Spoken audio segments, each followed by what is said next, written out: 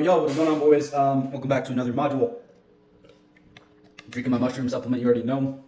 But yeah, today we're going to talk over progressive overloading, very key when it comes to training and properly and efficiently adding on size, muscle, and progressing in your workout. So let's get it. Whoa, okay. All right.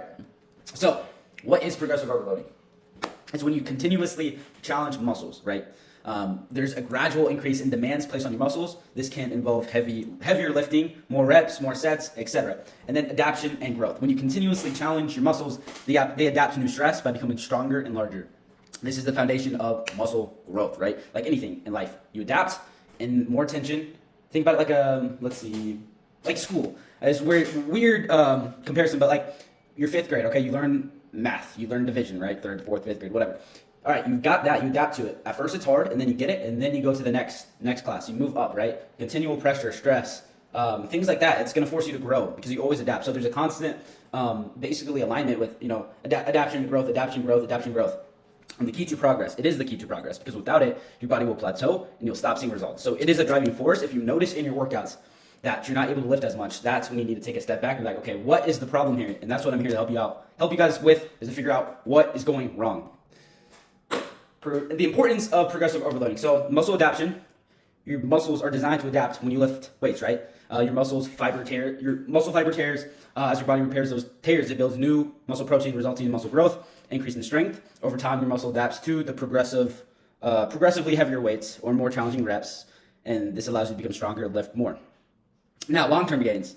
This is where progressive overloading really comes in because this is the driving force behind long-term, I can't speak today, muscle growth. Without your body, it will plateau and you'll stop seeing results. Consistently challenging your muscles is the key to sustainable gains. So whether that's the reps, the sets, the weight, we'll get into more like dynamic, technical movements and techniques that you can add.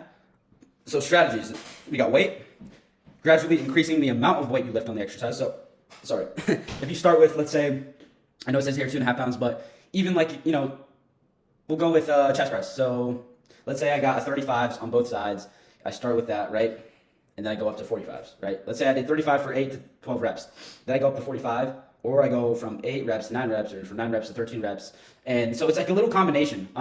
You increase reps, or weights, or sets, or both, or all three, or one, or like you can play around with it because there's so many different variations that usually you'll always be able to progress in one area. So let's say you progress in weight, right? Then you add a few reps, and then you increase sets. Let's say you maybe knock down the weight, but you increase reps. So you can kind of balance it out. But also, don't forget, I didn't put it on here. I forgot to.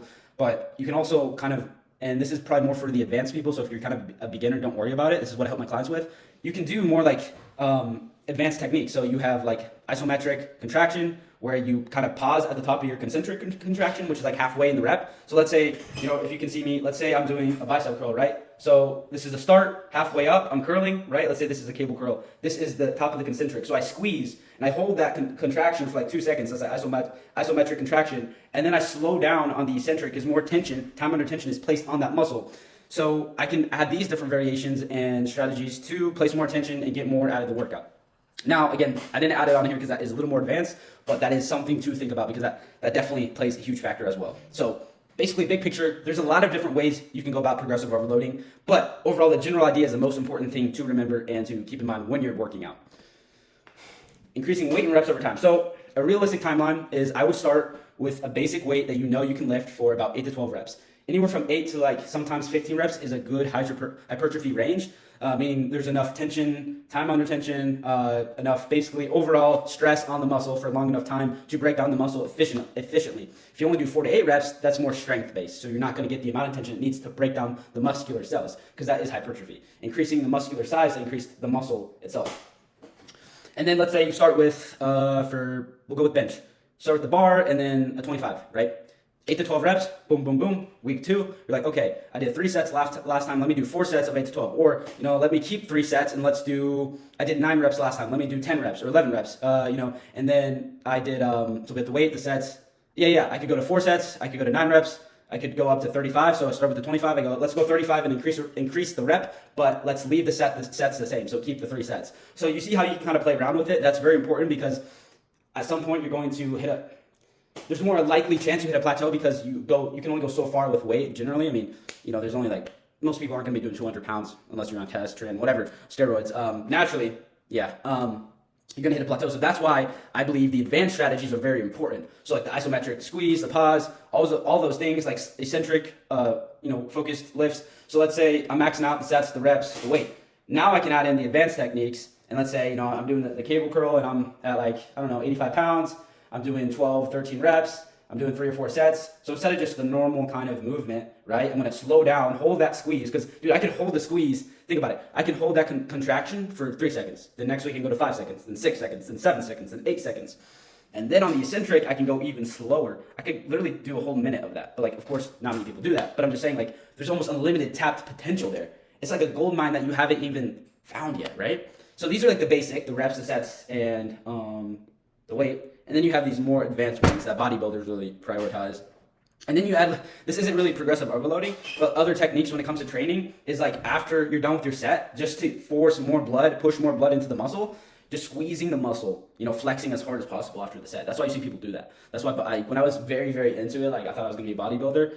I still may do bodybuilding, we'll see. But I thought I would always do those advanced techniques and then flex afterwards because I was trying to maximize the tension and the blood being pushed into that muscle to maximize just the overall breakdown of that muscle.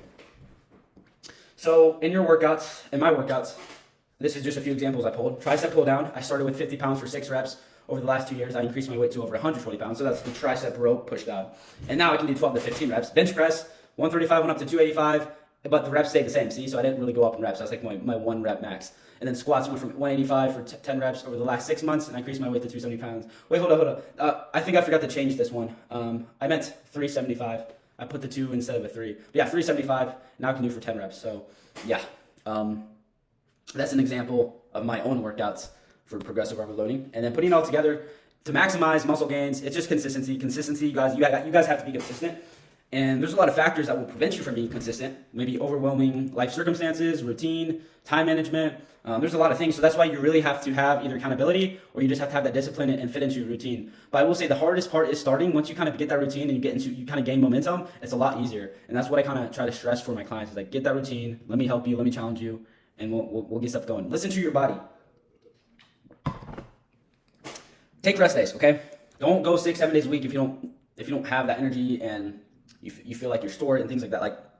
Rest is good. I think the most optimal kind of split is a 5 to 6 day. 5 days is pretty solid because you get two rest days. But this is if you're optimizing training, doing everything we talked about, putting your all into it. This isn't if you're just kind of just average, Joe, just kind of going through the motions. Then it's more about consistency, volume. But if you're pushing, intensity's high, progressive overloading, techniques, optimizing supplements, rest, all of those things, then I feel like 5 is great. Maybe 6, depending on the person. But you gotta listen to your body. Proper nutrition. Nutrition is key. If you just train, maybe your training is optimized, but your nutrition isn't, then you won't see progress.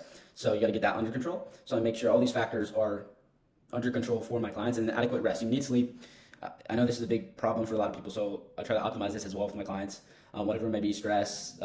There's a lot of factors into it, but yeah, gotta get sleep. Sleep is important, especially when you're in the position to build muscle. It's very important. So yeah, that's kind of training in a nutshell. You guys, I hope you guys took something out of this. If you have questions for me, let me know in the message or message me. And excited to see your progress and what you take away from this. But I will see you guys in the next module. Have a great day. Let's kill it. Let's go.